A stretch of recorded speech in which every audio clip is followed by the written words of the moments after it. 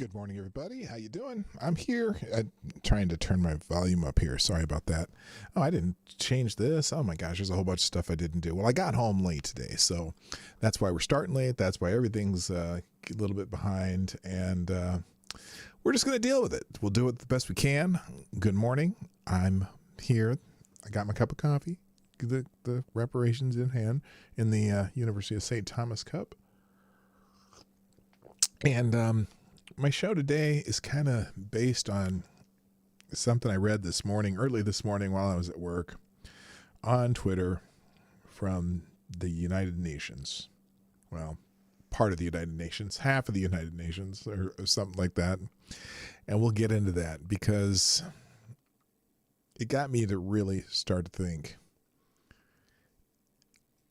is anybody really equal? I got you thinking, don't I? So anyway, yeah, if you got grab your cup, grab your glass, chalice, wine glass, cocktail, whatever you got, whatever time of the day. It's always happy hour somewhere. And get ready, because I'm probably going to piss some people off today. Well, maybe. I don't know. We'll see. Play the intro.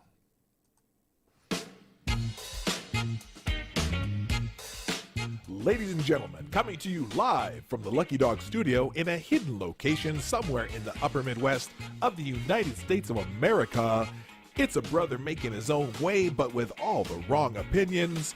Welcome to the Morning Night Live with your host, yours truly, PDawgKnight.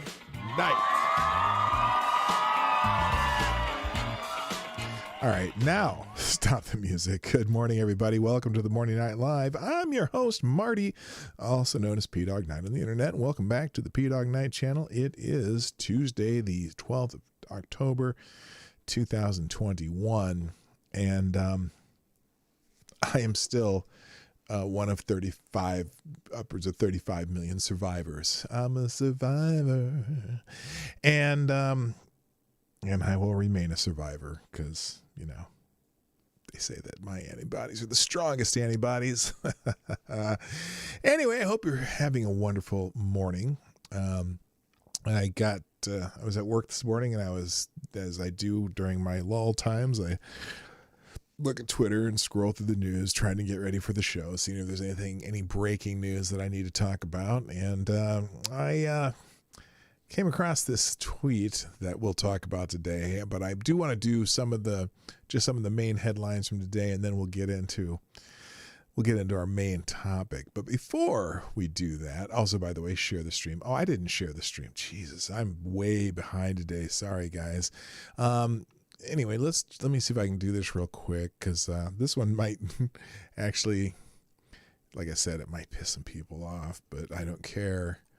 And we'll see what happens. So let me do this while I'm doing this. Cut, paste, and there. Sorry, guys. Is streaming live now. What's the link today? Anyway, so y'all talk amongst yourself for just a moment here. Sorry about that.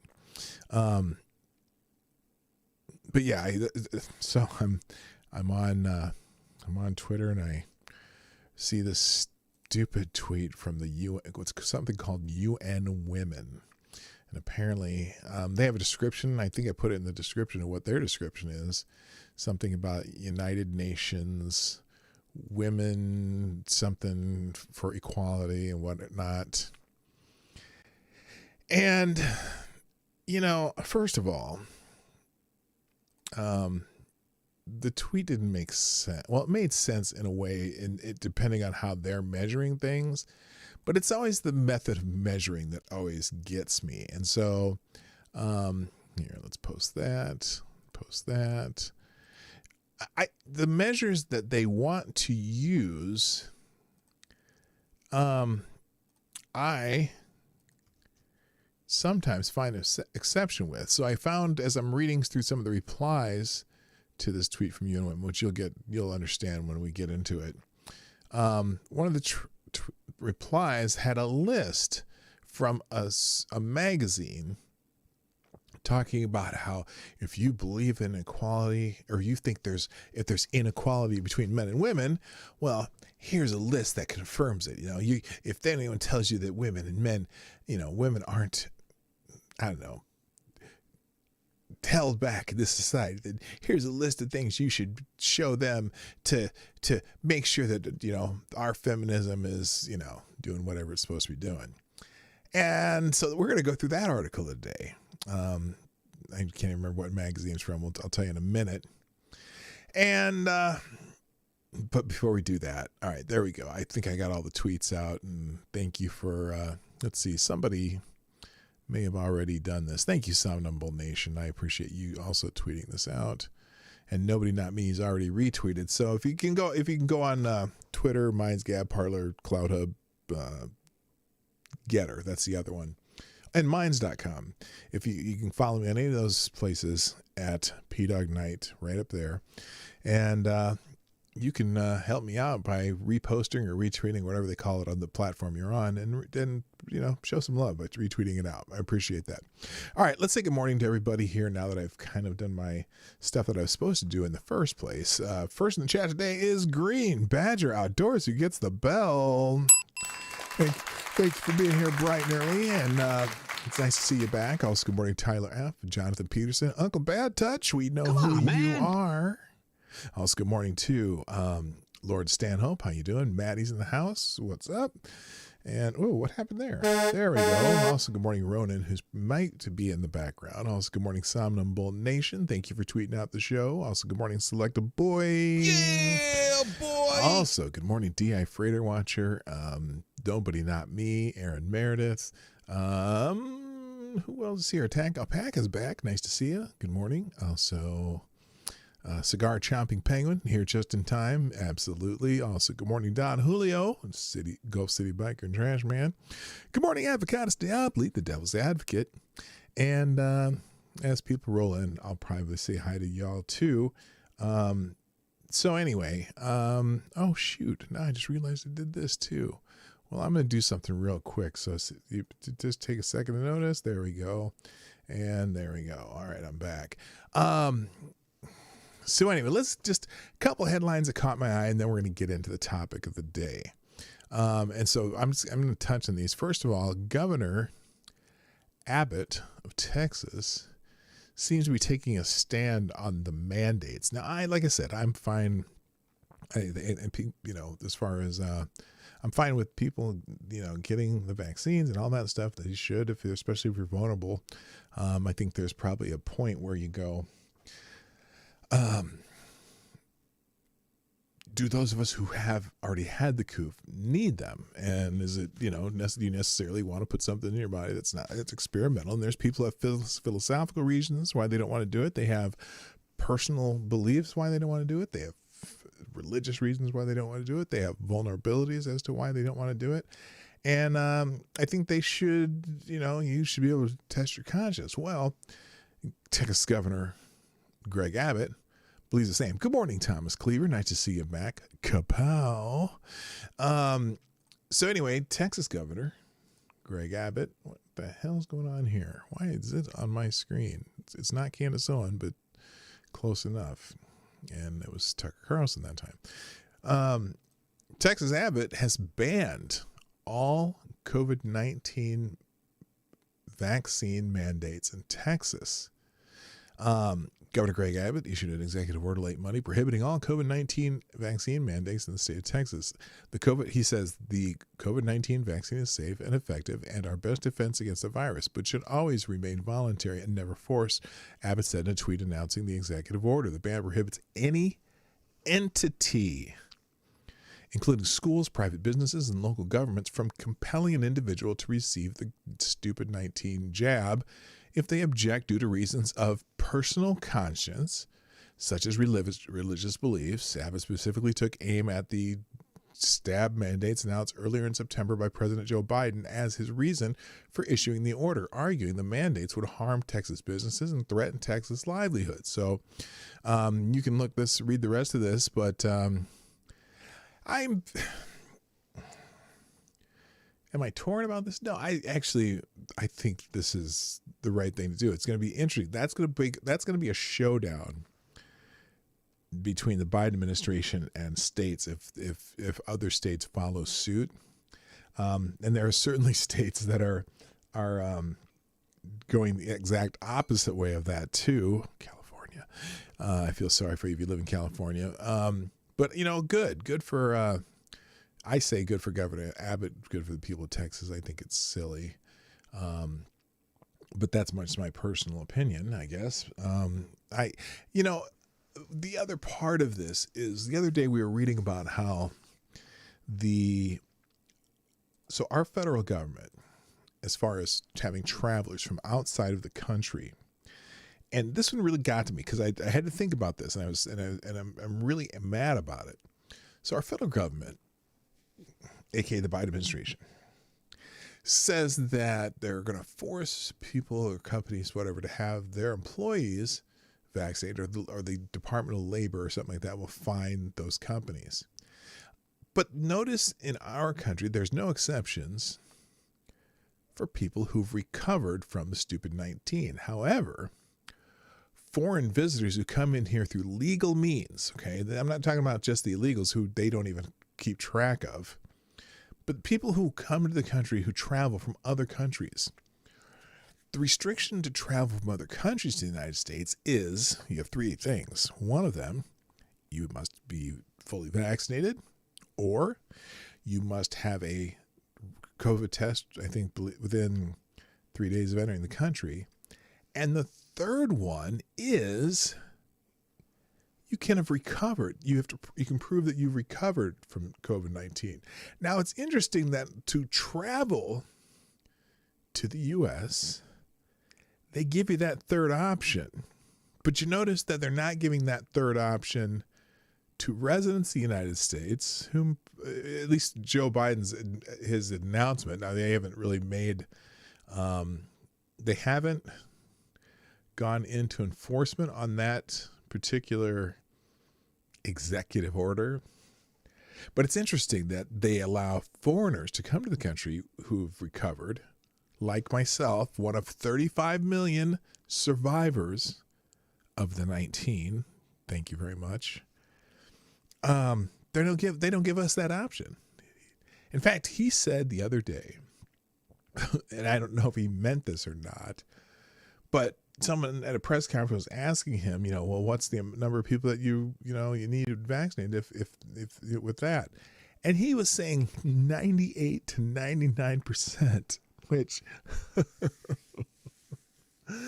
I find hilarious. You're not going to get 98 to 99% of people stabbed anyway, but I just found it completely fascinating that he did that. Anyway, is my stream going just fine here? Looks like it.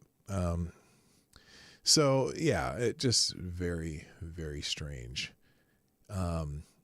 Anyway, so that's Governor Abbott has issued that executive order saying that they're not going to do that. Now, the other day we were talking about a woman in Colorado who had a kidney transplant scheduled, and both she and the donor had yet to be jabbed, and the health system with which they were going to have their transplant done at canceled it and said they will not do a transplant for unvaccinated people. In other words, comply or die. Well, apparently in Ohio, another health system has done this. 2 Ohio hospital systems say they will require transplant patients to be jabbed. 2 hospital systems, the Cleveland Clinic and the University Hospital, say they will require transplant patients to be vaccinated for the stupid 19. The news follows the story of UC Health denying a woman a kidney transplant because she did not receive the jab. Cleveland Clinic announced it is now requiring both donors and transplant patients to be jabbed for the Chinese coronavirus prior to undergoing the surgery, citing the health and safety of patients. What patients? What the hell are they talking about?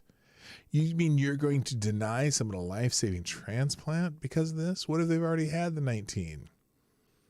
This is not science, people. This is not science. In fact, wouldn't also, because they're saying that vulnerable people, what's going on here? Hang on a second. I'm just doing a chat test. Somebody write something in the chat, because I don't think mine is either not refreshing. Let's do this. We'll reload this. Okay, just making sure. Are y'all here still? Am I still here? That's the bigger question. Anyway, so they say that the Cleveland Clinic has recently developed safety protocols for solid organ transplantation that required the Fauci juice, to be an active transplant candidate or a living donor. The hospital system said in a statement, vaccination is particularly important in these patients for their safety. False. For the living donor, preventing stupid 19 infection around the time of surgical operation is crucial for the transplant candidate. In addition to a major operation, medication is taken after an organ transplant weaken a person's immune response. Serious complications of 19 are likely to develop in those individuals who have weakened immune systems, as their body has a reduced ability to fight and recover from infections. The FDA-authorized vaccines have been determined to be safe and effective. Again, they are pushed. That is like the talking point. Safe and effective. And are the best way to prevent severe illness and death from the 19. According to Cleveland, the clinic said it has not removed anyone from the transplant wait list because he or she was not juiced as of yet, but patients on the waiting list currently have until November 1st to be jabbed. Wow. And then similarly, University Hospital doing the same thing. So you can read that, but it's pretty amazing to me. I don't know. Moving on, Merck has asked the federal government, the Federal Food and Drug Administration, for emergency use authorization for a stupid 19 pill that they say cuts the risk of death or hospitalization by approximately 51%. It's interesting. They said that they and Ridgeback Biotherapeutics were requesting emergency authorization for its experimental antiviral stupid 19 pill. I wonder if they're going to do that. I wonder if the FDA is going to do this. Apparently they say it can decrease hospitalizations by up to 50%. The request is based on positive results from a planned interim analysis which evaluated molnupiravir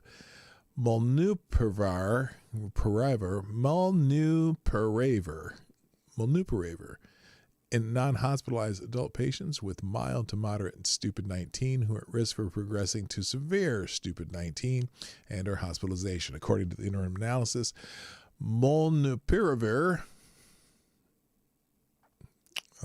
reduced the risk of hospitalization and death by nearly 50%. Well, that so 7.3. Okay, listen to this. 7.3% of patients who received molnupiravir were either hospitalized or died through day 29 following a randomization, 28 of 385, compared to 14.1% of placebo-treated patients through day 29. No deaths were reported in patients who received molnupiravir as compared to 8 deaths in patients who received the placebo, the release added. So their study was of 385 patients. The extraordinary impact. Okay, so Merck's trying to get in on the. I don't want to call it a grift because it's not a grift, but they're certainly trying to get in on the action, and it's interesting. I always wonder if some of those other therapeutic uses of drugs that already exist that are super, super cheap instead of this brand new one that's probably super expensive. I wonder if those are better. I don't know. Or if they are.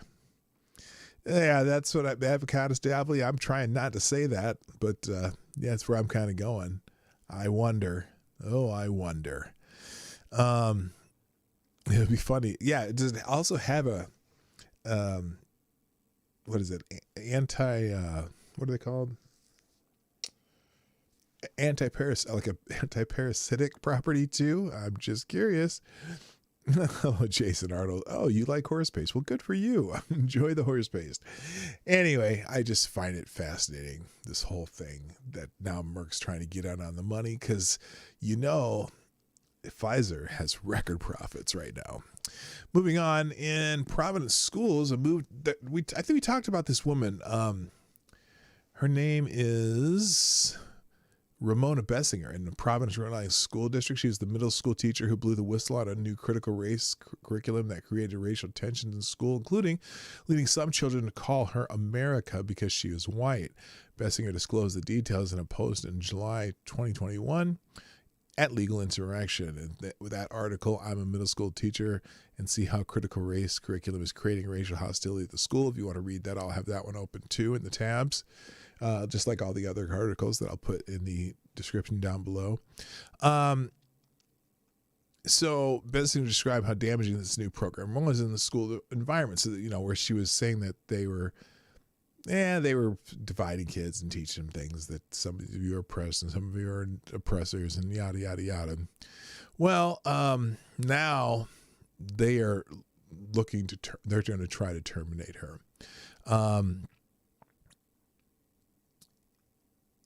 Let's see. Now, midway. Okay, this is where that's the other article. No, that's the same one.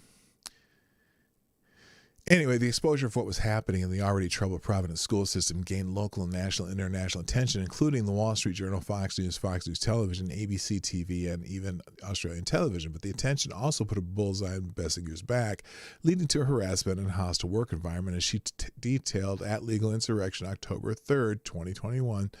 Saying that she's facing retaliation. I'll also have that article open for you. So now the Providence School District has now notified Bessinger that she is being brought before a pre-disciplinary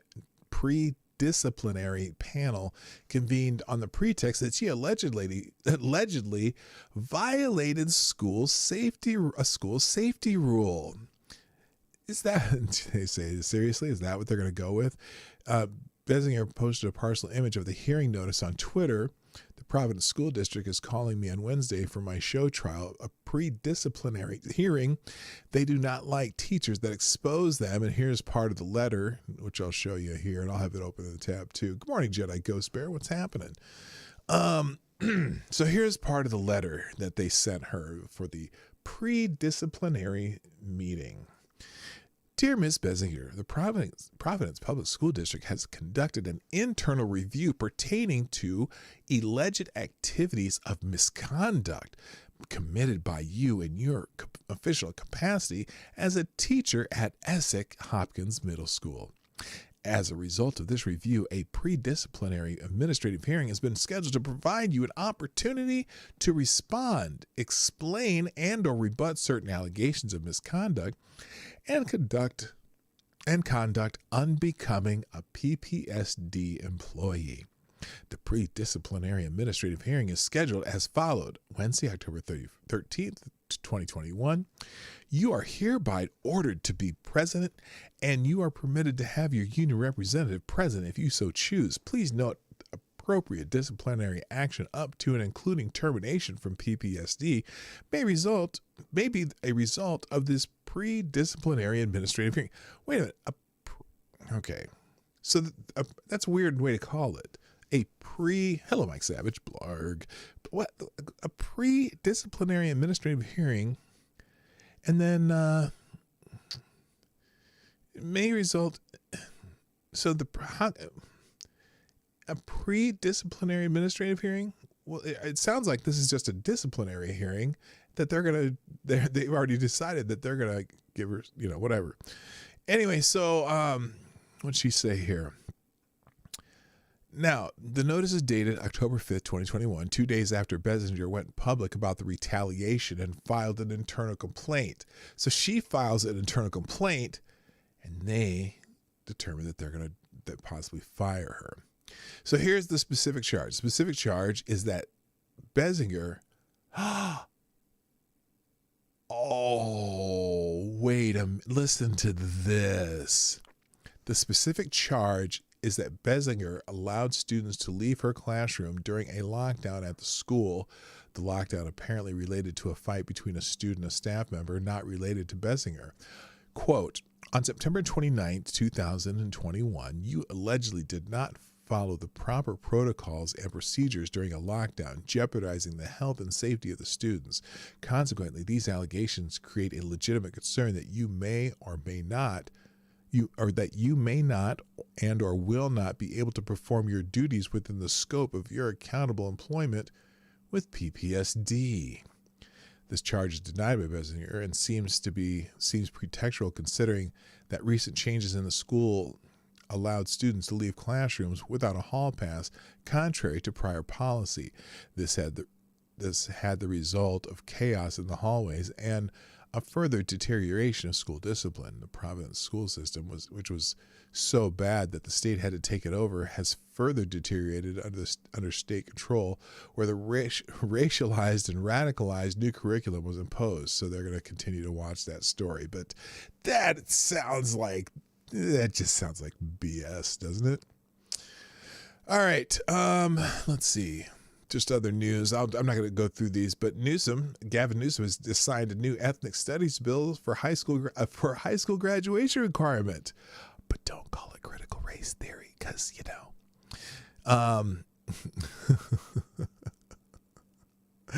there's a favored race going on in Sacramento as the 2021 legislative session comes to a close with over 800 bills sitting on the desk. Governor Gavin Newsom has until midnight on Sunday to take action by either signing them into law, vetoing them, or allowing them to become law without a signature, also known as a pocket signature.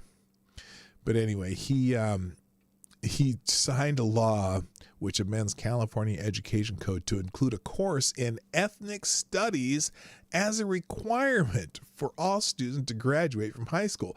Well, that's fantastic, but will they be able to read it is what I'm more worried about. Anyway, you can read about that bullshit yourself. It'll be in the tab. Also, he signed a law banning gas-powered lawn tools by 2024.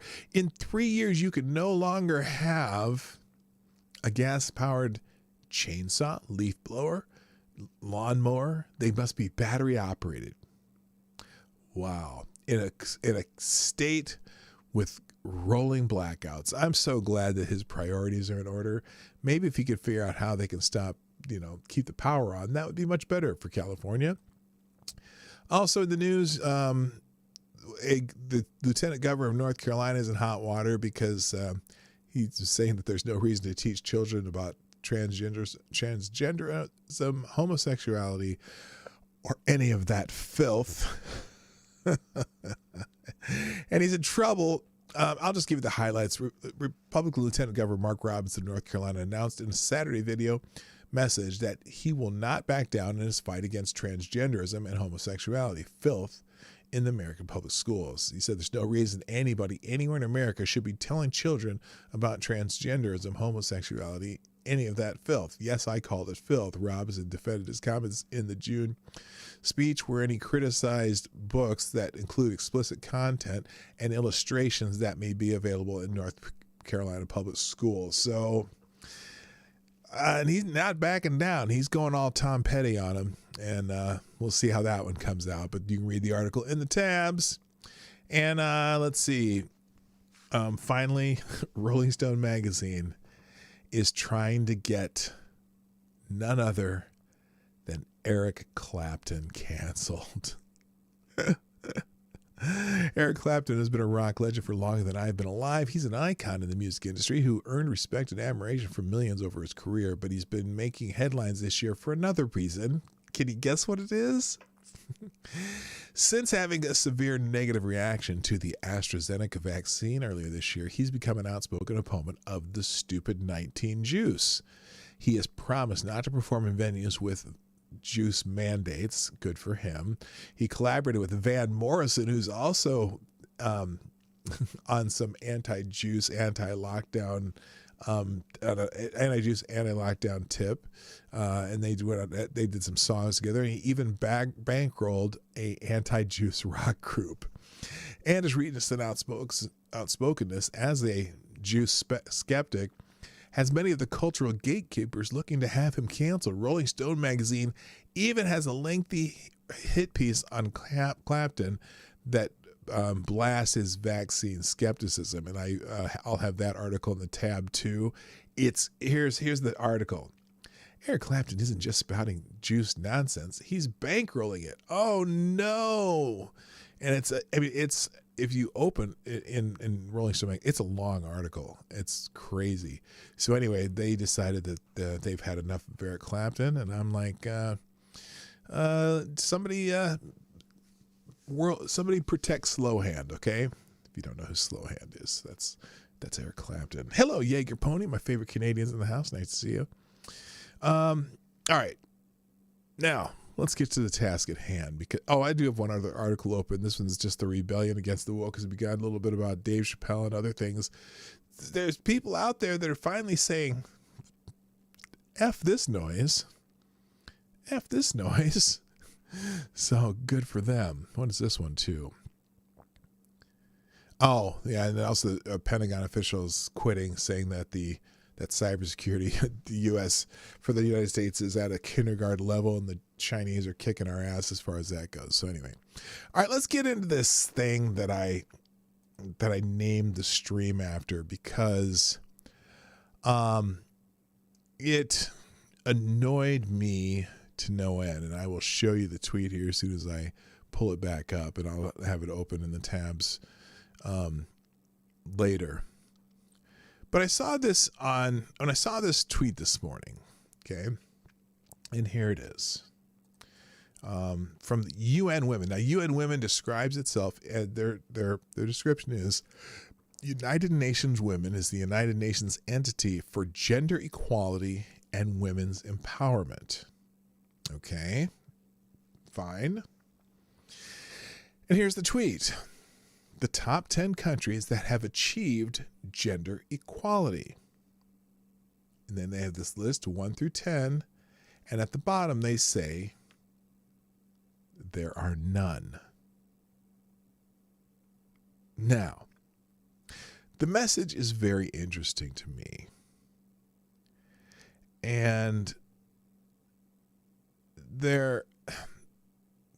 if there are none, there's 173 something nations. So I don't know the official count. But hang on a second. If this is their message, now I don't know what, and you know what, the interesting thing is, I don't know how they measure this. There's a couple things that I get from this tweet though. Okay, out of 173 nations, not a single one has achieved gender equality. And I wonder, should that tell you something? Oh, I know why this is not moving. It's because it's fucking on Top Chat. No wonder I wasn't seeing everything. Hello, Mr. Yes, by the way. So I got thinking, first of all, well, how are they measuring gender equality? That was one thing, and I wanted to read some of the replies to this and see, when they say gender equality, what do they mean? Okay, and two, is that something we want and or need? And stay with me here, because I'm not trying to say that anything bad about women at all. But why would we even, how exactly do you measure gender equality, and why do you even want it? Because I'm going to be this, I can't avoid sounding how it's going to sound, but because men and women are not equal, and nor do I want men and women to be equal. Nor should we be equal. In fact, nobody's equal. No matter how you slice it, human beings aren't equal. So how would you say that when they say gender equality, first of all, I don't know what the measure is. And two, it's because we're not equal. We're different. Men and women are different. If you average everything out of the men and average everything on the women, on the women's side, they're going to be different in so many different ways. What does equal actually mean? How about, are we equal in divorce courts in the United States? Someone asked, are we equal in the United States? No, we're not equal, because men and women aren't equal. There's no such thing as equal. There's no, and yes, the word equity comes up. Hello, let's go, Brandon. I am equal. You're equal to you. There is no equal. Now, I started to go down. I wanted to look at some of the replies to this tweet, though. Our top 10 countries that have achieved gender equality. There are none. And again, look, if there are none, that should tell you something in the first place, right? Hello, legit low talker. That should tell you something in the first place. Maybe it's not possible because men and women are so different. If you look at anywhere else in the animal kingdom, because we are animals, we're mammals, we're animals in the animal kingdom, right? Are there any species where the male and female of the species are equal? I couldn't name one. I don't know if there are or not, but it doesn't make sense. So anyway, so as I'm looking through, so we're looking at some of the replies here. Very sad. If women were to be given a chance at managing the affairs of this broken world, I personally think there would be more peace, love, and unity amongst many things to be achieved. Would there, though? Because there have been people who look through history, and it seems like some of the countries that have been led by women more likely to go to war than led by men. But that's not even here or there. It's not empirical. But and then this one, women are kept down, and this affects illusory choices. There's a gap in wages, whether or not you dispute it. Oh, wage gap. Yeah, that's easily explained. Wage gap is easily explained, right? There are many, and this says, there are many countries in which women and men are equal before the law. I live in one called Australia. In my current job, my manager, general manager, deputy, CEO, and chair, and previous CEO are all women. Well, good for you, Warren. Good for you. Nobody cares. There is no such thing as gender equality because we are different people. So attaining gender equality and gender equity should not be this hard. Zombie has made so many positive gains, and more should be made to make it on the list of countries with gender equality 50-50, not 1 in 10. You know what? There's no such thing as equality of outcome. Oh, someone puts them on the list. So anyway, one of the articles that people brought up as they were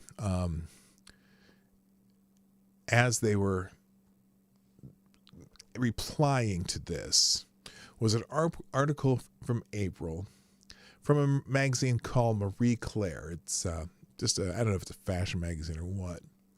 And let me see if I can find the person who tweeted it, because it was something that they said. Is it in this one maybe? Here it is, yes. So this person is arguing with somebody. Here's my question. How much of this is due to personal choice rather than the man keeping women down? And also, how much of this disparity is the often disputed wage gap? This person replies, women are kept down, and this affects illusory choices, and there's gap in wages whether you like it or not. Genuine question, how are women kept down? Can you be specific? And they provided this article, 23 ways women still aren't equal to men. Well, and I am going to tell you, I'm going to say this, even though it may sound sexist, it's not. It's just how humans and most animals in the animal kingdom work. Men and women are not equal, period. But let's get into the article. 23 ways women still aren't, as in are not, equal to men. If anyone tries to tell you otherwise, show them these statistics. I will never tell you that women are equal to men, because they're not. I don't want women to be equal to men. At least, well, we'll go on. It'll be self-explanatory. So the feminist movement has made huge strides over the year. Has it now? It's interesting because some of the countries where there are, the most so-called like equal as far as, they say that the most equality, I don't know, the egalitarian countries, much of the difference between men and women are even exacerbated more. But anyway, the feminist movement has made huge strides over the years, still more than a century since women were given the right to vote. The sad fact of the matter is we've still got a lot of work to do. Somehow, feminism remains a controversial word, even though the definition of feminism is impossible to argue with. Oh, it's, and here's their, I'm going back to 2015 with this bullshit. Hello, Cindy Rochelle. How are you? Here's their definition: an effort to make sure every woman and every individual has rights equal to that of a cis white man. Now that's interesting. That's interesting. This is a whole new definition that I haven't seen yet. Thank you, Black Hebrew Israelite. That's right. Stop beating around the bush. Men and women are not the same and therefore are not equal. That's right. They spent a century trying to divide on sex. Now women are unhappy with the results. Bitches don't even like other women. Repeal the 19th. That's right. Thank you, Black Hebrew Israelite. And I'm not even going to disavow. You're right. Anyway, thank you for being this first sponsor of the show today. And you are the new Streamlabs Superstar sponsor of the day. Thank you for sponsoring the show, sir. It's always enjoyable reading your comments. It's fantastic. Anyway, so here's their definition. This is a new definition. I haven't seen this before. An effort to make sure every woman and every individual has rights equal to that of a cis white man, no matter their race, religion, gender identification, sexual preference, or anything else. Really? That's the new definition? You only compare yourself to cis white men? So clearly this definition of feminism only applies to the West. Right? That's phenomenal. Sounds like a common sense cause, right? Not really. And I'll explain why.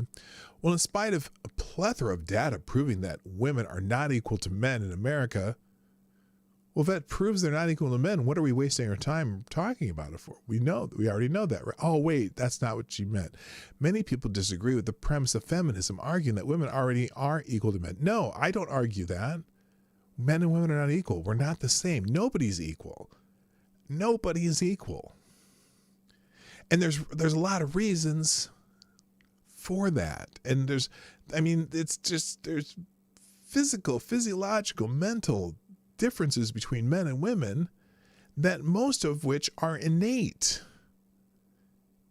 and physiological. That's what I already said. Anyway. Argue that women are already equal to men, or that their gains haven't matched men's because they haven't worked hard enough, or that women and men are inherently and biologically different and cannot be compared. There you go. That's true. That is true. They are biologically different. And it's not social conditioning. If it was social conditioning, there would be places where you would find it different, but you can go anywhere in the world and you're going to find similar status between men and women. You just named, in fact, this tweet, 10 countries. Where is it? Where's my tweet here? Here it is. 10 countries that have achieved gender equality. Well, your definition of equality is equal outcomes for men and women. But on average, you're going to find different things. Thank you, Scotty, for sponsoring the show. Thank you so much. And I appreciate it. With no message, if you want to add a message, you can. We need more women garbage collectors and more women in combat, and more women construction workers. Oh, what's that? They don't want to work those jobs. That's what I thought. Yeah. Well, we'll get to that. Hello, Busters Outlaws, by the way.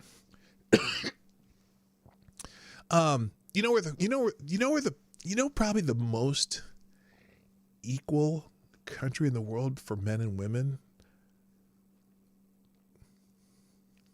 The most equal, where men and women are most equal. I'm going to guess probably North Korea. Because in countries where there is abject poverty or abject, people starving, whatever, and an authoritarian government, there are no choices. Where people probably, believe it or not, probably the least equal are in the countries with the most opportunities, the most choices. And that's the problem that they don't seem to understand. But we're going to keep going here real quick because I want to make sure I get through this during this show. Or are inherently and biologically different. It cannot be compared. It's true. Others agree that women's rights are a noble cause, but that men's rights aren't given the same consideration. Straw man. I mean, I don't know. In actuality, most feminists consider men also at a disadvantage because of the inequality between men and women. No, there's some inherent factors that you'll find in other parts of the animal kingdom, particularly in mammals, that you're going to find the same in humans. And again, it's physiological and inherent differences.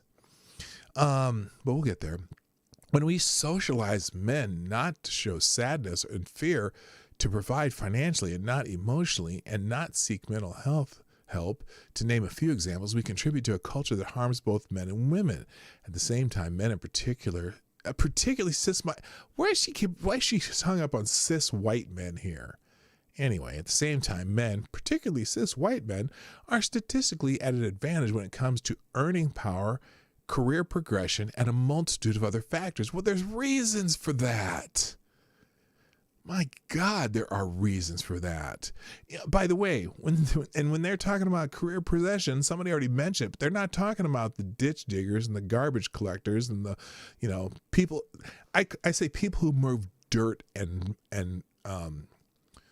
people who move dirt and metal, dirt, wood, and metal.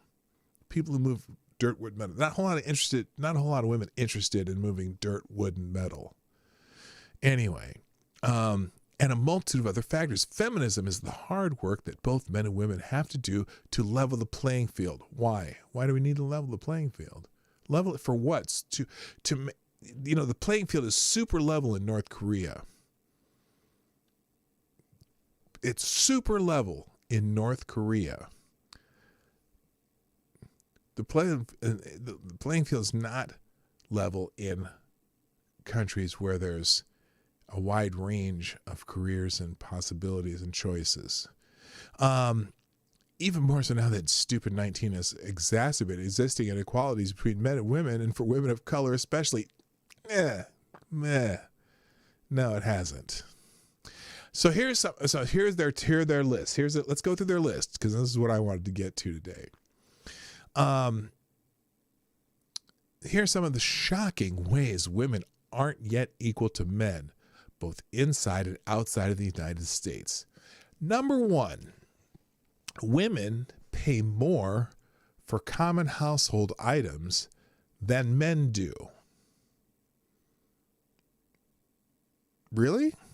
In the West, shampoo, deodorant, even a 10-pack of socks are among the many products that cost more for women, according to an analysis by Marie Claire, by this magazine. Hey, guess what? Why? Why do you buy that shit then? Just buy the stuff that men buy shampoo. Really? Because you know what? Here's the thing. If a man goes into the Walgreens to buy some shampoo, and they buy a bottle of Head and Shoulders or a bottle of Johnson's baby shampoo, okay, does the store charge the woman more for those same bottles of shampoo? No, they don't. If you go buy a 10-pack of, just disposable razors, Do you get charged more for disposable razors with men's? Oh, wait a minute. Are you going to? Oh, City of Shelf. Good morning. If y'all have a chance, let me know what you think of my latest painting. You know what? Oh, wait a minute. What the hell? I'm going to link that somehow. Why is that not popping up on my... The hell? Oh, there it is. Okay. Hang on, I'm going to pause this and I'm going to put a link in the chat. And I'll put this on the, it'll be in the tabs today. There we go. On City of Channel, I'll save it here. Oh, wait a minute.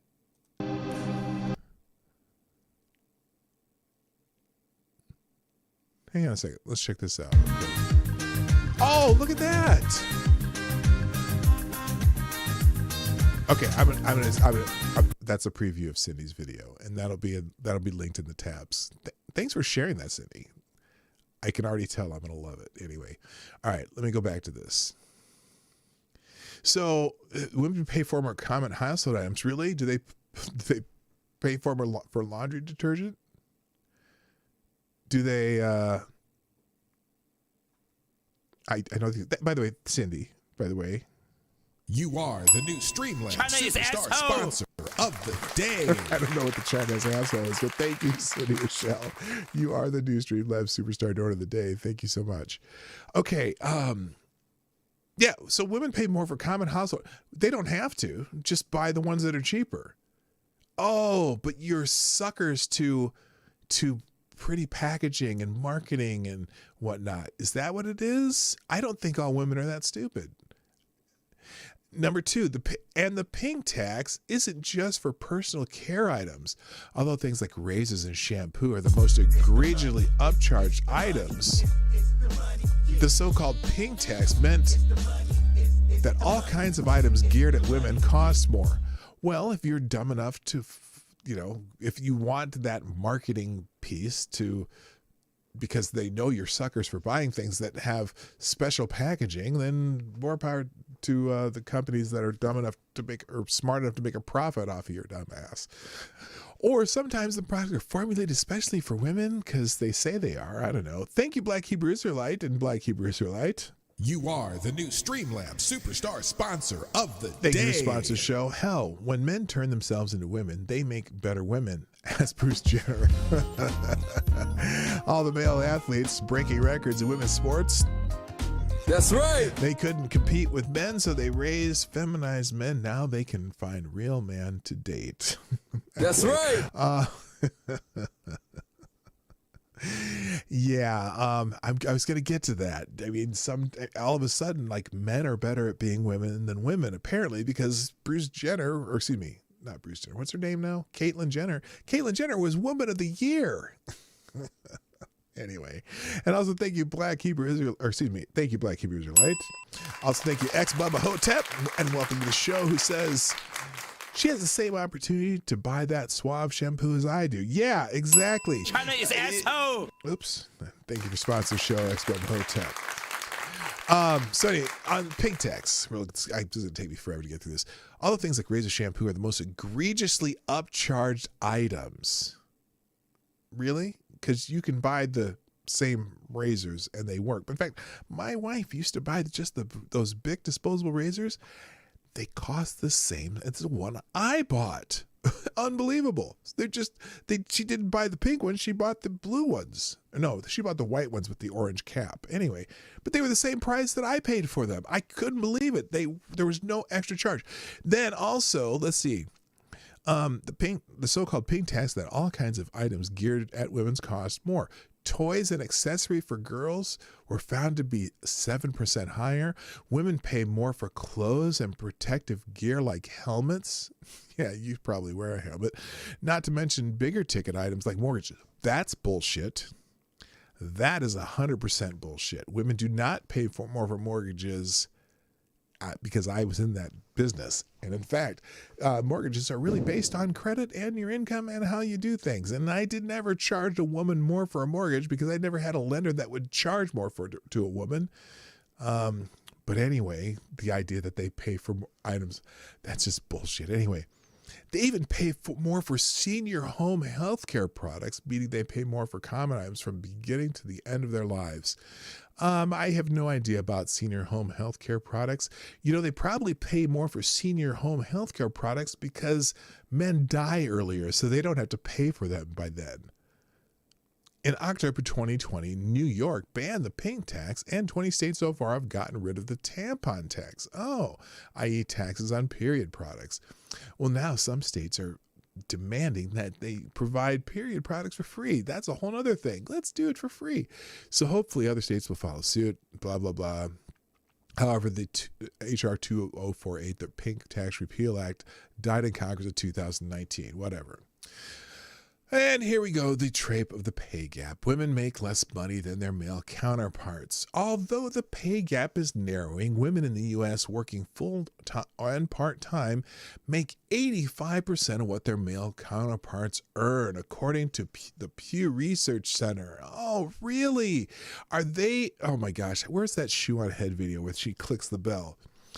Does it take into account for hours worked, the type of job? They just take all jobs and say, oh, well, this is crazy. You know how the wage gap works. I'm not even going to go into it. But here's the funny line in this one that I wanted to just talk about this. In other words, women would need to work an extra 40 days a year to make as much as men. It's even a grimmer picture overseas. Women worldwide make 70% of the amount paid to men, according to a report from the United Nations International Labor Organization.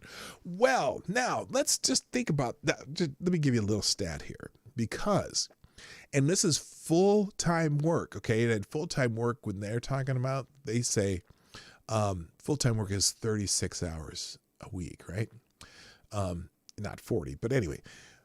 Did you know that men also work an average of 14 more hours per week than women? So let's see, if you take that out to a full year, it adds up to about 98-hour days. So in order to work, in other words, if women would need to work an extra 40 days a year to make as much as men, maybe they just work a couple more hours each day. How's that sound? That's so rude. That's so mean of me. Anyway. Oh, and for Black, Latina, and women of color, the pay gap is even worse. Still does not account for job, hours worked, etc., etc. Maybe it's the occupations. So for example, and here's the thing though. So the other part here too. So when I mentioned moving dirt, metal, and wood, see, a lot of men tend to work in businesses where they move dirt, metal, and wood, right? And it's interesting because not a whole lot of women work in those professions where people move dirt, metal, and wood. But it's funny because a lot of those jobs where you're required to move dirt, metal, and wood are high-paying jobs because there's not a whole lot of people who want to do them. But we're going to get back to that in a minute.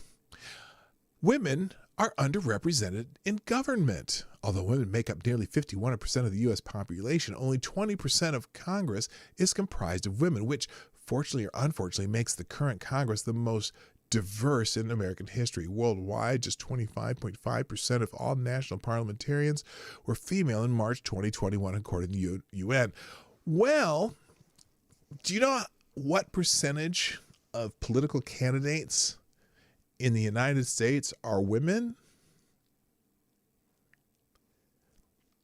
It's roughly 25%. Women tend not to run for political offices, but they win political offices at about the same percentage that they run. Or no, maybe it's like 30%. I don't know. But they win at about the same percentage that they run. Fancy that.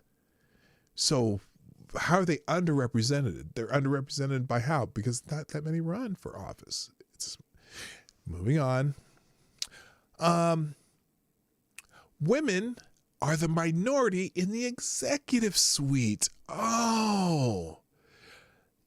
At Fortune 500 companies, women currently account for just 7.4% of CEOs, according to Fortune. Studies have also found that women CEOs of Fortune 500 companies have significantly shorter tenures than male CEOs. Women at the top tend to stay in their positions for about 44 months on average compared to the 60 months that men do. There are, however, some...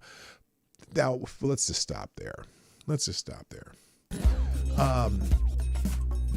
Thank you, Scotty Dubs, for sponsoring the show today with Super Chat, who says, "You know your country is awesome when people have to manufacture their own oppression."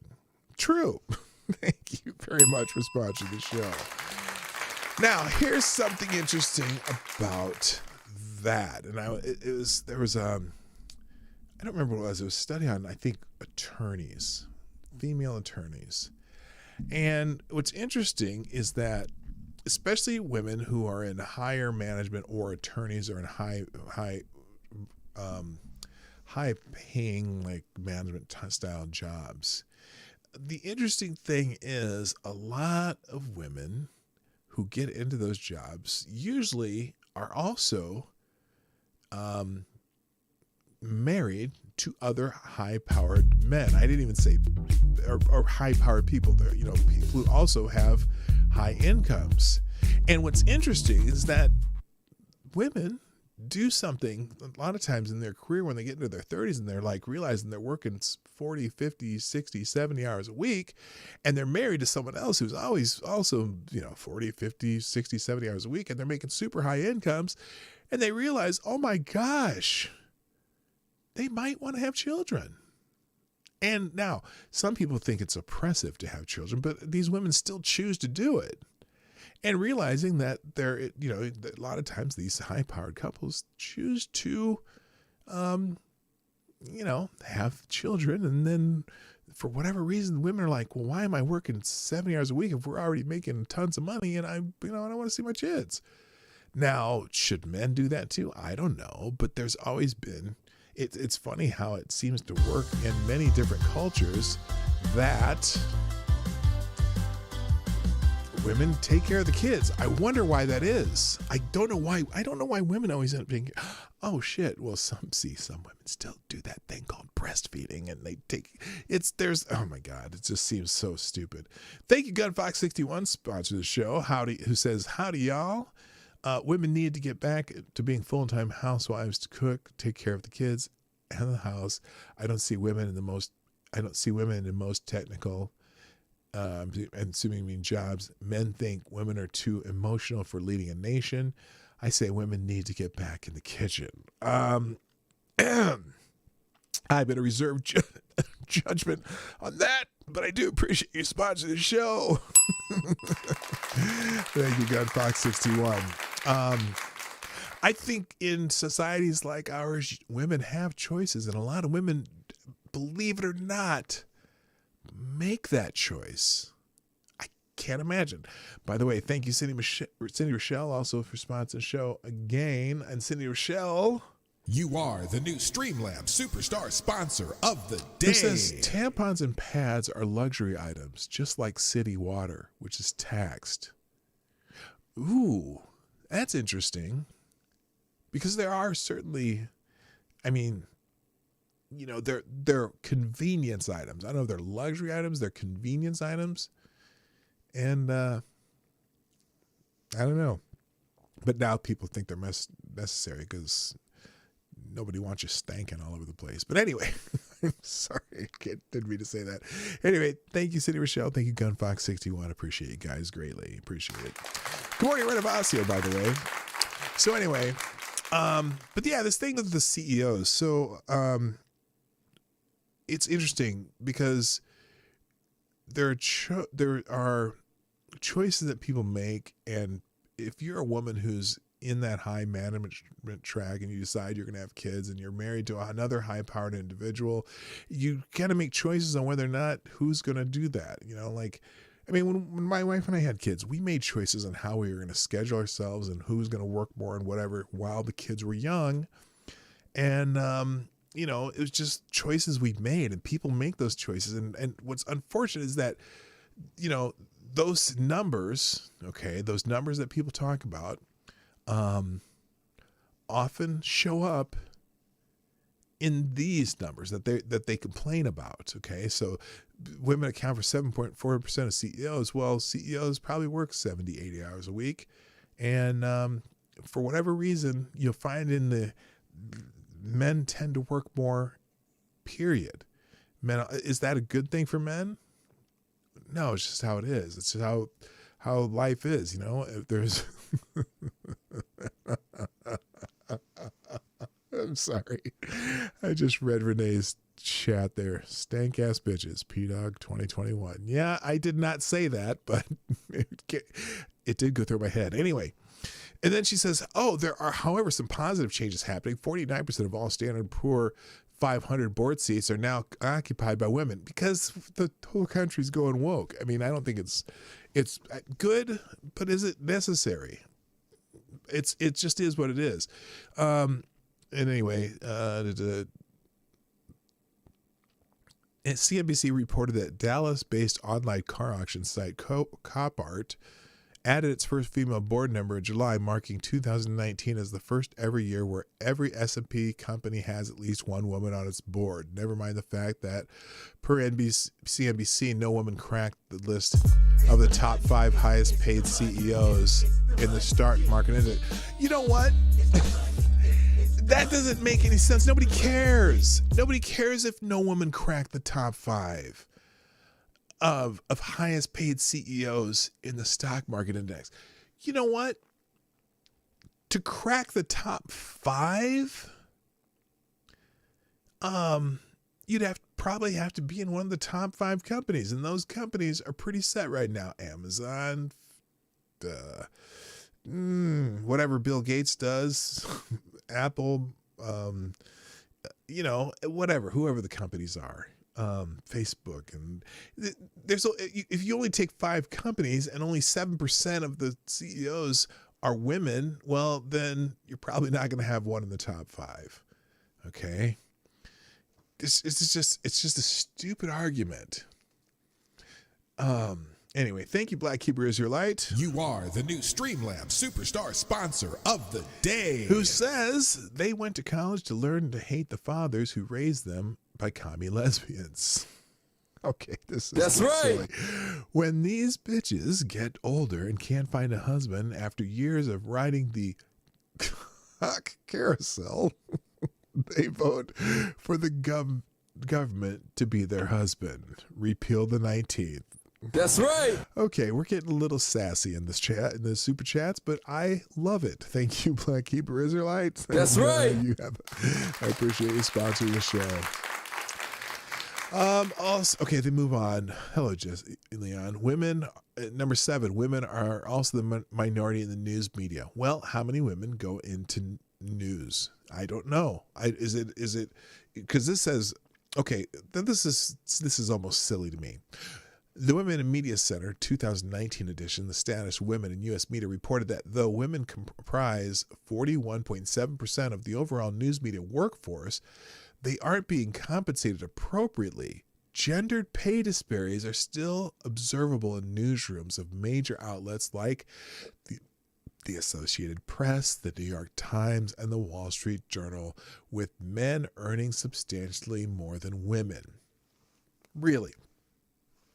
Are they doing the exact same jobs, producing the same amount of content or production? Are you counting everyone who works for the New York Times? How many people in the New York Times are part-time receptionists at the front door? How many? Are you making apples to apples comparisons? I'm going to guess that you're not. Just like when someone talks about the wage gap, you're not making apples to apples comparisons. You're not talking about a computer programmer who went to the same school and they're working for the same company and they have the same production and they have the same number of people that, or they put out the same amount of work and they've been there the same amount of time. That's how you compare two different people. And you know what? Even then, there may be reasons why two different people make different amounts of money. Because in that particular case, if you're in a tech company and you went to the same school and you got hired by the same tech company, most likely the female is getting paid more because they want more females and they're trying to attract the small amount of people in tech. We'll get to that. Oh, that's the next one, by the way. Thank you, GunFox61, for sponsoring the show. Marty, look at colleges. Women are at higher percentage than men. Tech schools men are higher percentage. Yeah, equality, huh? So when are women going to get into mining, construction, and high physical labor that pays minimum wage? Then divorce court. Cough. Yeah, that's true, too. Thank you, GunFox61, for sponsoring the show. Yeah, we're going to get to that in a second because, and also, so they say, and they throw this out too. Well, these women over here, they have college degrees just like the men, and they both have college degrees, and even women with college degrees make less than men with college degrees. Oh, you mean a college degree? Just any college degree? Because if you, for example, if you have a college degree in petroleum engineering versus a college degree in women's studies, which one do you think is going to make more money if they get a job within their profession?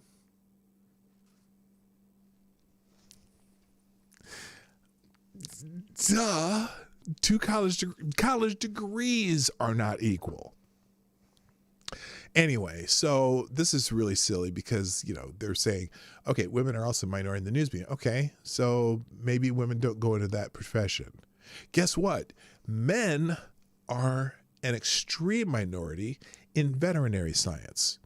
It's like 90% of veterinarians are women. 90% of women in school for veterinary science, or 90% of people in school for veterinary science are women. Men are the minority in the veterinary science fields.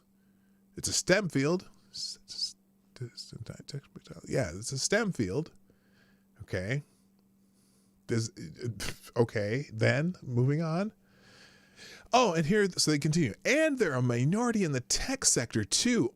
In 2019, only 25% of American computing jobs are held by women, it disclosed DreamHost at its annual State of the Women in Tech address. And that was actually down substantially from previous years.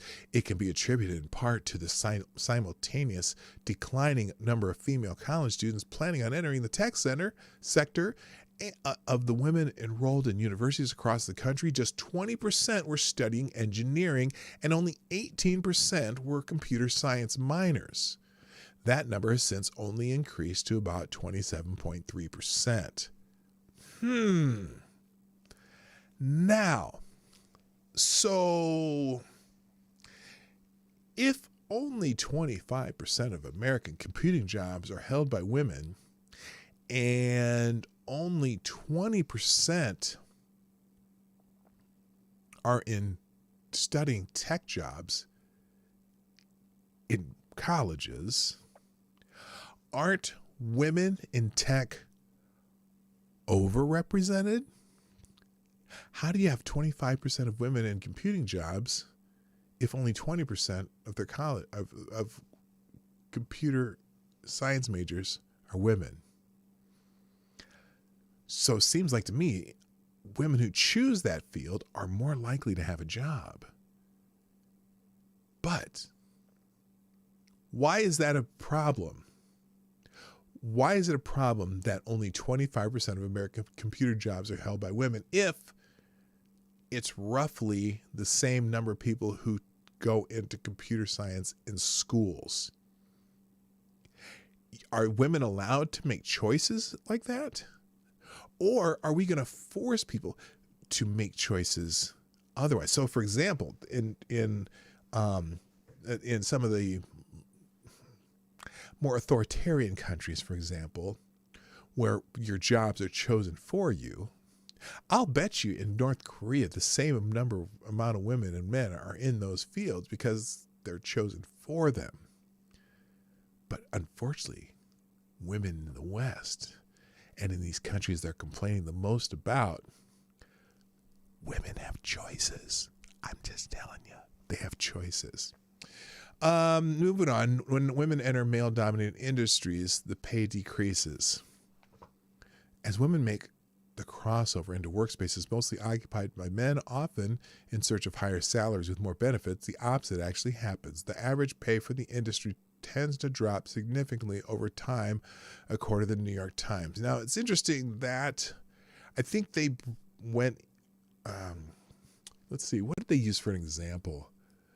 There used to be the example that women used to be in dominated computer science when they, of course, that's just making punch cards and shit, but and men tended to come into those fields later and the wages went up, but that's because it got more technical and it took a lot more skill. I'm not really sure. I'll open that article. I haven't read that article, but I'll have it open in the links here and I'll archive it so it fits. Now this one too. So this is what number 10, female entrepreneurs receive less funding and investments. Getting funding for a startup is hard enough, but sexism and gender inequality often complicates starting one's own business even further. According to findings from All Raise, a nonprofit organization dedicated to the success of female entrepreneurs, only 11% of venture capitalists are women. Now, again, this is not due to some discriminatory thing. There are also plenty of studies that show that women are much more averse to risk than men. Now, is that socialization or is that something innate? Men are much more likely, and part of it's a function of testosterone, where men are much more likely to take risks. There's studies in transgender men, women who transition to being men, that once they start taking testosterone, they tend to increase the amount of risk things that they do. They become less averse to risk. So it's how testosterone works on your brain. So someone who's trying to go out and get investment for a new business, that's risk. And men are more likely to do that. Now, so again, it's also, is there a function where women want safer things? Anyway, women interested in running their own startup usually meet difficulties when it comes to securing the capital. So does everybody who tries to start running their own startup. Everyone who runs their own startup meets difficulties in securing capital. I know that because I used to do lending. It's not just women, but it's funny. Only 11% of the venture capitalists are women, probably because that only 11% of women attempt to be venture capitalists. Follow me?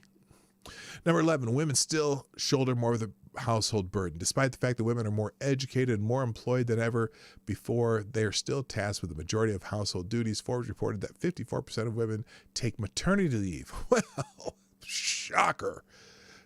Maybe that's because they have babies that they feed with their boobies. Good God.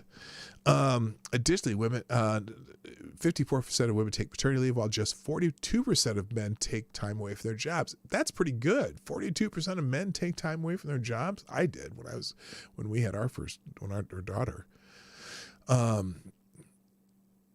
Additionally, women are taking 10 times as much temporary leave to be with their newborns than men do, often saddling them with extra financial burdens. And Women are also more likely to work from home, look after sick kids, or even quit their jobs completely to be caretakers. Do they do that by choice? Do they do that by choice? Is that a choice that women make or that families make? So what? What does that mean? How does that make it? How does that determine equality? Do you think their men would love to do that and have the women go work? I'm sure a lot of men would do that. Number 12, only 10 countries offer women full legal protections. Now this one's crazy. Okay. So listen to their explanation here, because full legal protection. So are you saying that women in the United States are not equal under the law? Listen to what they call full legal protections. Speaking of protections around motherhood, according to the 2021 World Bank study, the U.S.'s lack of laws around parental leave, equal pay, and equal pensions meant it didn't even crack the top 30 of countries that offer women full legal equality with men. What does that mean? What exactly does that mean? What do you mean full laws around parental leave? So you're saying that a company is should be required to pay you when you're not there? Is that what you're saying? If you're not doing something, do you think people plan their lives any better than that? I don't know. And it says, in fact, only 10 countries scored a perfect 100% in terms of legislation ensuring equality. That doesn't ensure equality. How does that ensure equality? How does having parental leave ensure equality? You know, even equal pay laws. Well, yeah, equal pay for the exact same jobs. I guarantee you. So they list these countries: Belgium, France, Denmark, Latvia, Luxembourg, Sweden, Canada, Iceland, Portugal, and Ireland. Do you know that there's a wage gap in every single one of those countries? Do you know why there's a wage gap in every single one of those countries? Because they're free countries where women and men get to choose what they do for a living. And guess what? In every single one of those countries, women and men make choices based on what they want and like to do. And guess what? They don't pay exactly the same. There's no equal pay for different jobs. Maybe equal pay within the same job with the same tenure, the same production, the same amount of value to the company, but not for different jobs. Here's one. Women are more likely to be injured in car crashes. Oh, why? Because women are lighter and get bounced around more on average. But they say the reason why is depressing and infuriating. A 2011 New York Times article found that women were 40% more likely to be injured in car crashes because the safety features were, you guessed it, designed for men. Are they? Are they designed for crash test dummies? And I know they use all sorts of different types of crash test dummies when they're designing safety features, but the Insurance Institute of Highway Safety found that women are still much more likely to be injured despite men driving more and exhibiting more reckless behavior behind them. Do they get more crashes too? Oh, I'm sorry. Shh. I did not say that. Cindy Rochelle can say it though. She says no because they suck at driving. Anyway, women are 3 more likely to get a moderate injury and twice as likely to be severely injured. The underlying cause here was behavior. Men tended to drive larger cars and be in the car that struck another vehicle. Another not so fun fact, women pay more for cars and car insurance despite this. No, women don't pay more for cars because of this. Some women don't negotiate as much for cars. Also, you know another reason why men are less likely to have severe injuries in car crashes? Because men have higher bone density. So, for example, when my wife got into an accident back after our daughter was born, she broke her wrist because she braced herself at the steering wheel and her wrist broke because men's bones don't break as easier. Men don't get injured as easy as women do sometimes because of certain physiological differences. Anyway, women are far more likely to be victims of human trafficking. Yeah. And that's, it says the title of this is Women Still Aren't Equal to Men. They're more likely to be victims of human trafficking. Is that physicality reasons for that? What is, I mean, it's an awful thing, but is there a discrimination reason for that? Number 15, female soldiers face rape and harassment. Yeah, that's terrible. Terrible thing. And women are overall at greater risk for rape and domestic violence. Yes, physical differences. And maybe it's the lack of counseling of people. I don't know. But all three of those really don't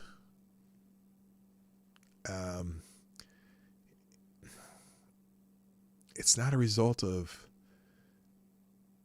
I don't know if is it a result of discrimination that those things happen, or is it just the differences between men and women? And they're not good. These are terrible things that happen to women. But I don't know how it fits in this list. Number 17, retired women are twice as likely than retired men to live in poverty. Yeah, they're also, well, here's why. As women make less money but live longer, a clear issue presents itself. The longer a woman is on Earth, the more money she needs to have in order to survive. Around 3 out of 7 women who want to retire by age 67 will seriously struggle with saving, says CNBC.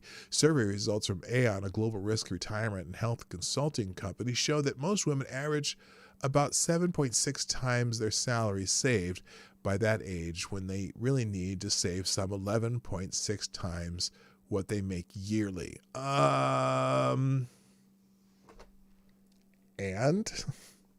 so women live longer, they probably should save more. Okay, the men are dead. So who wins that battle? Number 18, women of all ages, women of all ages are, in fact, more likely than men to live below the poverty line. Across the U.S., 15.5% of women live in poverty, compared with 11.9% of men, according to a report from the Institute of Women's Policy Research. That number worsens for Black, Hispanic, and Native Americans. Okay, BIPOC people most affected. Got it. Worldwide, the majority of more than 1 billion people living in poverty are women. Except homeless men outnumber homeless women. Wait a minute. Living in poverty. That's interesting. I'm gonna get a bit of extra doubt there, because I know there's more homeless men on the streets and in shelters. So I don't know. I'm gonna have to look up some stats on that one. Women and girls face more chronic hunger. It's estimated that 60% of the chronically hungry people around the world are women and girls. It can be a statistic that's trickled-down effect of larger problems of gender equality, like lack of education, lack of job opportunities, and violence against women. According to WFP Gender Policy and Strategy, high food prices, climate change. The fuck you talking? What the climate change? They just had to throw that climate change in there. They needed the climate change in there. Women disproportionately experience hunger in the United States when compared to men. In this country, 26.6% of families with a single mother. 20. Okay, that's because of the single motherhood issue. Okay. 26.6% of the families with a single mother live below the poverty line and more likely to be food insecure at 31.6% compared to 14.9% and 21.7% for single fathers, respectively. Well, maybe it's more rare for there to be single fathers single fathers tend to be out of a divorce situation, whereas single mothers happen because they can do that. Anyway. And women spend more on health insurance and healthcare. Now, this is interesting. This is an actuarial problem because women have children and live longer. Historically, they've been considered higher risk from a health insurance perspective. Well, they use more healthcare services. Men rarely go to the doctor. Men go to the doctor when they absolutely have to. Women go more regularly than men. It's an empirical fact. And there are health issues that women need to go to the doctor for more, particularly if they're having children, meaning they've been charged more. Well, if you use more of the resources, I can understand why you might be charged more, but yeah, they don't want to. You know what? Anyway, despite the Department of Health and Human Services issuing a rule prohibiting discrimination in health insurance and healthcare in 2013, women still pay more and get less from health insurance and their healthcare usage. What do you mean they get less? What do you mean how do women get less? How do they get less? It's an empirical fact. It's a statistical fact that women use healthcare more. So if you're using it more, you're not getting less. Says that 2019 showed that women paid $1,500 more on average on health care every year, and yet also skipped out on the preventative treatments and other treatments due to cost. I don't know the statistics of that. 21 women in Hollywood aren't given the same opportunities as men in the industry. Behind the scenes, women working in Tinseltown make up only a small portion of the workforce, according to the New York Film Academy. Why is this important? And who cares? A 2018 gender equity in film infographic. The ratio of men to women working in film is 5-1. Why is that? Do women go into these fields? Do they choose to go into the fields? It's not just about the actors either. This is throughout Hollywood. So women working on films, ratio of men to women is 5-1. There are 7 times as many men writing film scripts as there are women, and women account for only 11% of the directors in Hollywood across genres. Why? Why? We will never know. And they certainly aren't paid the same. Back in 2018, the film All the Money in the World made headlines, but not for the reasons one would expect. It was revealed that Mark Wahlberg made $5 million to do necessary reshoots for the movie, while his co-star Michelle Williams only received $625,000. Shocking, but not all uncommon in Hollywood. Forbes reported that actresses only earned about 35 cents on the dollar compared to their male counterparts in the industry. Mark Wahlberg, big name star. Michelle Williams, I don't even know who that is. Don't bigger name stars make more money? You know what? I bet you if Beyonce was in a movie, across from, let's see, who was an actor I can think of? I don't know. If Beyonce was starring in a movie and the co-star was, I don't know, some bit part actor, who would get paid more? That's entertainment. Entertainment industry, you get paid by who puts butts in seats. Just like sports, you get paid by who put butts in seats. Stupid argument. And 23, the final one, which is another one about putting butts in seats. Number 23, despite being as successful as male athletes,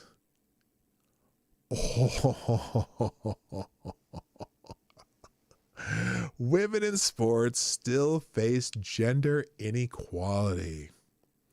The United Nations Educational, Scientific, and Cultural Organization studied sports coverage and found that there was significant differences in the way female athletes and their games were discussed in the sports media.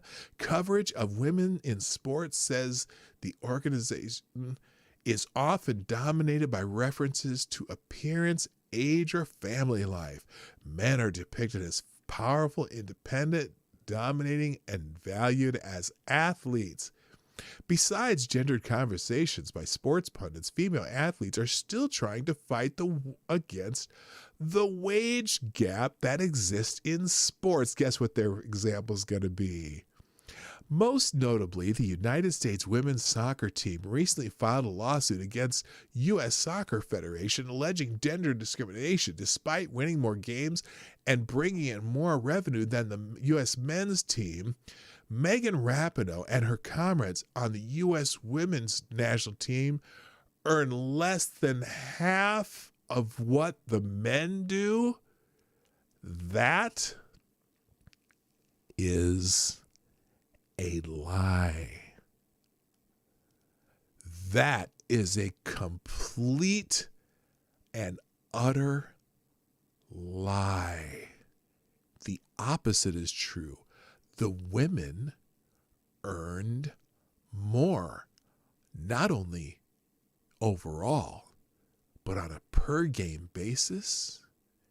And they have so many perks the men do not have because of the way they negotiate their contract. That is a lie. And by the way, the reason in general men in sports get paid more is because they put more butts in seats and more eyes on screens. They bring in exponentially more revenue overall. Now, let me get to the final super chats and I got to get out of here. Holy shit, I can't even believe she brought that up. She has no idea what she's talking about. That's hilarious. Ladies and gentlemen, I got to call it a day because I didn't realize how late I was. But let me get to these last few donations today. Thank you for sponsoring the show, everybody. I greatly appreciate you more than you know. First, Black Hebrew Israelite. That's right. Thank you very much for sponsoring the show one more time. Who says, want to know why there's a shortage of doctors? Because when women get pregnant, they leave to become a full-time mother. Just admit they were wrong and put men in charge. You're a lying dog face pony. Whoops. That's right. Repeal the 19th and they'll be happier for it. You're a lying dog face pony show. Oh my That's God, I hit right. the wrong one again. Thank you, Black Hebrews last night. My fingers are just too fat right now. Also, someone named Marty donated. I think that's Gunfox. Marty, LOL. Only go to the doctor when I really need to, or my wife bugs the hell out of me to go. I hate to listen to whack doctors. Yes, thank you. I agree. I'm very bad about going to the doctor myself. And finally, Gunfox61. By the way, Gunfox61. You are the new Streamlabs Superstar Whoops, sponsor of the day. Who says, well, just saying, sexy girls playing in swimsuits would put a lot of guys in the seats. I mean, sex sells. Yeah, I know a lot of you guys like watching, a lot of you guys, I suppose, like beach volleyball or just volleyball in general. But anyway. But unfortunately for women, the highest level of sports are mostly men's sports. And most people, if they're going to spend their limited entertainment dollars on sports, they generally want to see the highest level of play. That's why you don't see a lot of the men's soccer teams, they play in the MLS and some of the European leagues, and they put butts in seats. And the National Women's Soccer League, which only pays about $3 a year, barely get to 1,000 people per game in their seats because nobody really cares about the U.S. Women's Soccer Team except when they're playing for the USA in the Olympics or the World Cup, and pretty much only when they win. If they came in third place, people were like, whatever. So anyway. But not to disparage them. They do their thing and they've done it well in their sport. But I got to tell you, the other fascinating thing about that last one, number 23, listen to the verbiage. Despite being as successful as male athletes. Really? How so?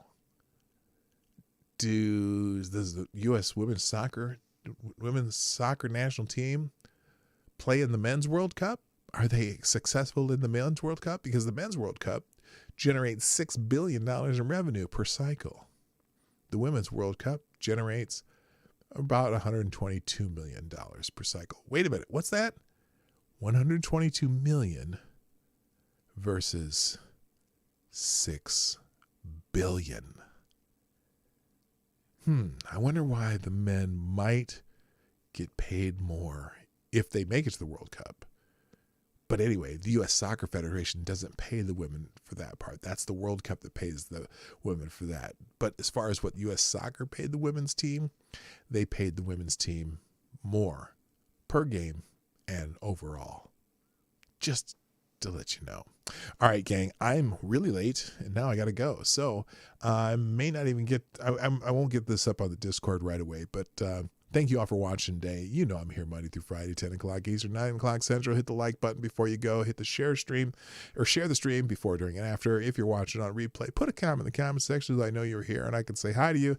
And finally, thank you for everyone sponsoring the show today. Lots of sponsors today. Let me just start down here at the beginning and I can say thank you, everybody. I've got, it's yesterday. Thank you, Black Hebrew Israelite, Scotty Dubs, Cindy Rochelle, Bubba Hotep, Gunfox61, and Gunfox61. You are the Streamlabs Superstar Donor of the Day. I appreciate you very much. And on that note, it is time for me to go. Ladies and gentlemen, thank you for being here. My name is PDawgKnight, and I'm out of here. Bye-bye.